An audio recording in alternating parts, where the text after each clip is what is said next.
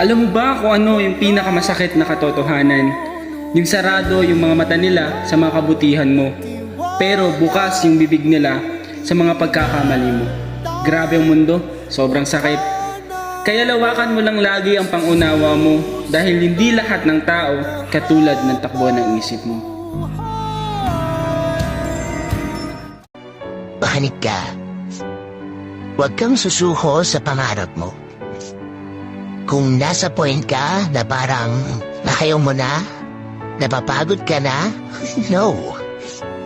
Balikan mo yung dahilan kung bakit ka nagsusumikap. Sarili mo, pamilya mo, pangarap mo, huwag kang susuko. Huminga ka ng malalim. Lord, dala kang bagay na binibigay na hindi ko kayang paglagupayan. I-strengthen mo yung puso ko, i-guide mo